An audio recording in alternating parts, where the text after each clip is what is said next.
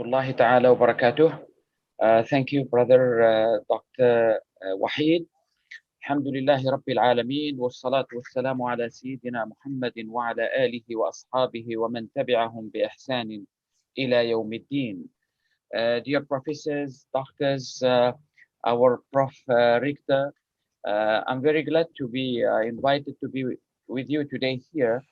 In fact, I don't know, after I have heard what Prof. Richter, Prof. Kamal Hassan, Prof. Osman Bakar, all these great scholars from the Malay world has put very deep ideas. I'm not sure what to add actually.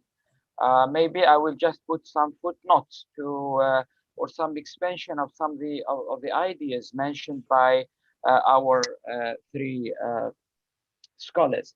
Now, because of the constraint of time, I will just choose certain topics to reach certain conclusions with regard to the topic of Islamic philosophy and interdisciplinary studies. As you see in the slide here, this is one of the great scholars of the world. He was talking about excellence as a habit. We are what we repeatedly do. Excellence then is not an act, but a habit. So, brothers and sisters, when I look at this point from a Quranic perspective, and I relate it to what has been mentioned by Prof. Zul in the conclusion when he was talking about the essence, the substance of things, and not the forms, not the formalities, not the appearances, but the deep system, the deep substance that drives humans, that drives civilization, that drives culture. So if we want to talk about Islamic philosophy, or for that matter also related to interdisciplinary studies, we need to understand that from a Quranic perspective, things must happen first in the mind, in the heart, in the human himself, so that what we see in reality, in culture, in science, in technology, in all what we develop and create and innovate, there must be behind a human. And that's what is actually missing somehow in this contemporary Western civilization.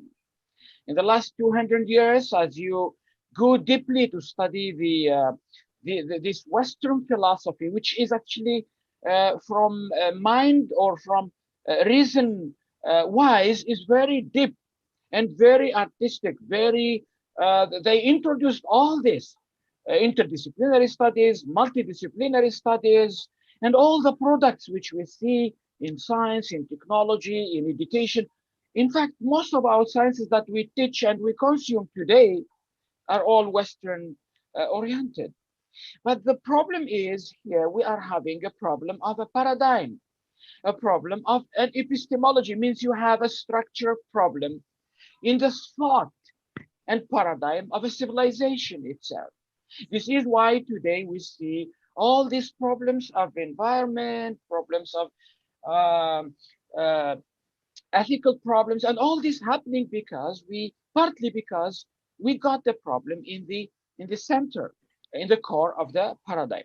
So to be able to understand and appreciate Islamic philosophy, and for that matter, Islamic epistemology and Islamic worldview, we need to understand it from a paradigm perspective. We are talking about the West as a paradigm, and we talk as Muslims as a paradigm.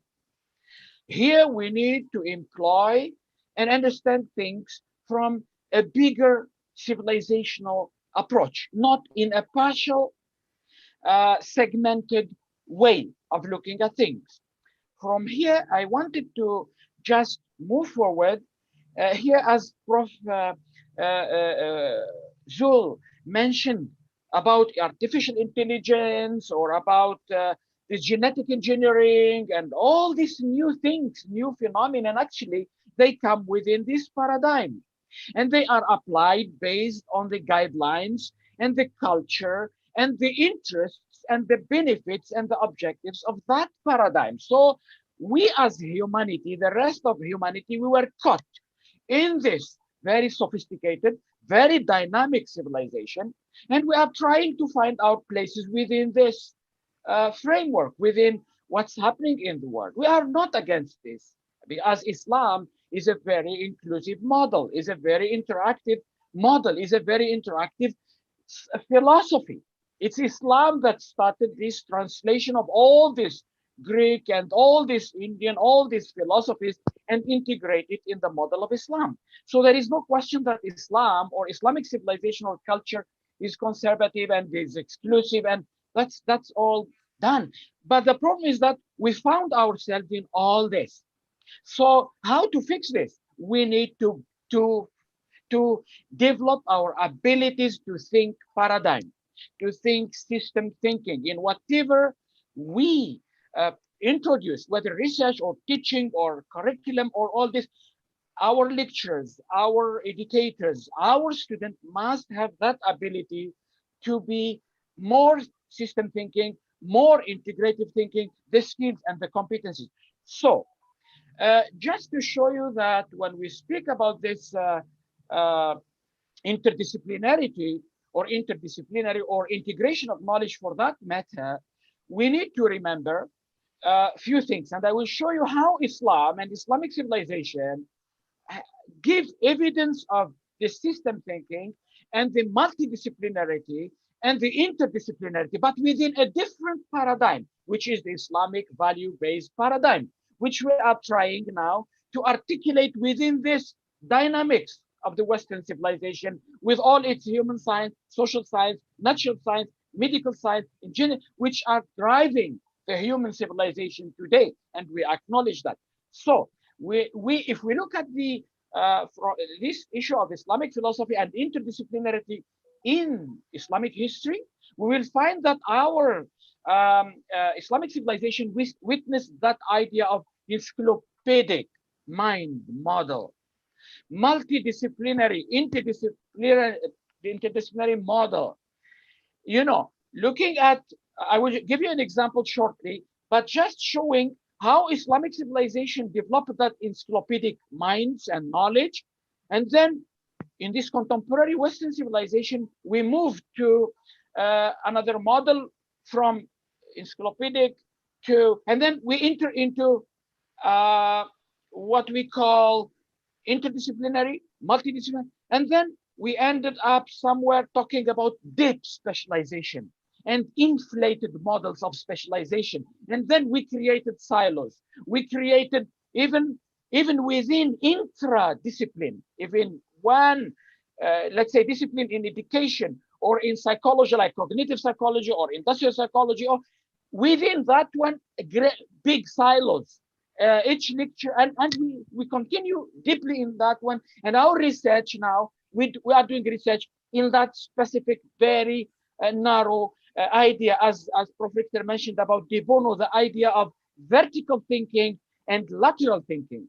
Here the Western civilization took us into very deep, inflated specialization where we lost the essence, we lost the substance. That's why the guy who wrote the book about scholarship or university without a soul, that's from the Harvard, from the heart of this Western civilization. So we need to understand that we need now to come back to balanced specialization, but with interdisciplinarity model. Now, brothers and sisters, when we talk about interdisciplinary or multidisciplinary or transdisciplinary, we need to look at it from these perspectives, especially those in universities, in the administration, to articulate this idea of multi or interdisciplinarity, to articulate it in an institutional context. We need to look at the teaching and learning of this and the research and innovation based on these models of inter, multi, and trans and more. And then we need to look at the skills and training of people. We cannot talk about it. We cannot put it in the curriculum. We cannot, if we don't have those who can teach it, those who can translate it into research and abilities and competencies. We need also to talk about the methods and approaches of multi or trans, or do we have the ability as lecturers, of Islamic religious knowledge to do that, or as human science, or as economics, or we are still working within our own specialization. This needs to be addressed. And also when we design the curriculum, we need also to address this point. Another thing is in the supervision of the student. For example, I give you an example. If I am in fiqh al-mu'amalat and I'm doing something today in this world about fiqh, my PhD is in fiqh al-mu'amalat, trying to apply one of the concepts of murabaha or mudaraba in certain areas or financial transactions. I think a student like this doesn't need only a supervisor from the Department of Fiqh. He needs someone from economics, and not only one from economics, one from financial economics, one from econometrics, and one from economics. And then he needs someone to talk about society and this, how do we articulate Islamic solutions into a social context. So this multidisciplinarity or interdisciplinarity need to appear in our supervision also, so that we can really create an ecosystem for the success of this. And also in multidisciplinary or transdisciplinary, we need to engage the stakeholders, whether student or government or donors or research institutes and so on and so forth. Now, I move a little bit back to show you from an Islamic perspective how Islamic perspective created system thinking minds. Who, let's take the example of Imam Shafi'i. This man is an encyclopedic man. This man used interdisciplinary approach. This man combines ilm and practice. This man was a founder of Usul al-Fiqh. He created ilm, a science. How to create that if we don't have an ecosystem, an understanding of different types of knowledge? This man was a faqih, was a poet, was a language scholar, was a scholar of tafsir, was a qadi, a judge, was a master of comparative theology. So the system created in the Islamic civilization advances this idea. Come to Al-Ghazali. Al-Ghazali is a scholar of ulumuddin, is a philosopher, is a mutasawwif, is akhlaq, is alim of kalam, is alim of tafsir, is a scholar of theology, is acquainted with mathematics and logics. This person introduced one of the great ideas of interdisciplinary. This alim introduced logic into Usul al-Fiqh. Usul al-Fiqh is a ilm which is ilm related to Islamic scholarship, Islamic fiqh, which is one of the great pillars of Islam or Islamic Sharia. So the ability to include that in his book Al-Mustasfa في Usul al-Fiqh, this shows the ability to integrate. We created another area, another interdisciplinary interest. Look at Ibn Sina, another model in science. This is a medical mind with practicing medicine. This guy, this alim, is also a human psychologist. He's a philosopher. He's a scholar of metaphysics, ethics, and logic. Scholar of natural sciences, acquainted with poetry, language, music, astronomy, mathematics. I'm not saying today that our learners or students be like him, but we need to create specialization with an exposure of interdisciplinarity. Come to Ibn Khaldun, another model which shows this man is a historian, a sociologist, a political. 2 minutes. Sorry to. Okay, for these 2 minutes, just to show to our brothers and sisters here, we have many models. What we learn from here, we learn that we need to develop the culture of interdisciplinarity. We need to create the environment and ecosystems for this to develop. We need to create a value system governing this pursuit of knowledge, and to move forward, as Prof.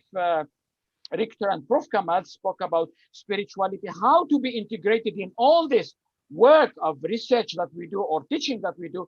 Here I just show you an example of a framework where we articulate the idea of how Islam philosophically looks at the idea of philosophy, whether epistemology. We need to have the maqasid sharia, we need to have the worldview, and we need to understand the human in its totality. We need to understand how the Islamic model or paradigm function. I just move forward. We need also here I move forward here. There are many things to articulate.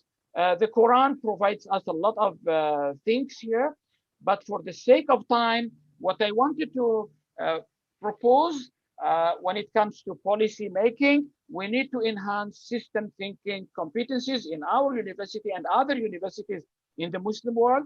We need to enhance critical and creative thinking. One of the great features of all our ulama, from Shafi'i, Al-Batani, Al-Bayruni, Al-Shatibi, Al-Izz ibn Abd, all these people are critical and creative minds. So these competencies need to become part and parcel of our education. Mixed methods models need to be also integrated, and the competencies for teachers and students need to be there. The epistemological competencies, all of us, whether in science, medical, all of us, in our special, we need to have the competencies to think epistemologically within the Islamic paradigm. The civilization and cultural oriented research is also needed. With this, I thank you. Wassalamu alaikum wa rahmatullahi ta'ala wa barakatuh. Thank you.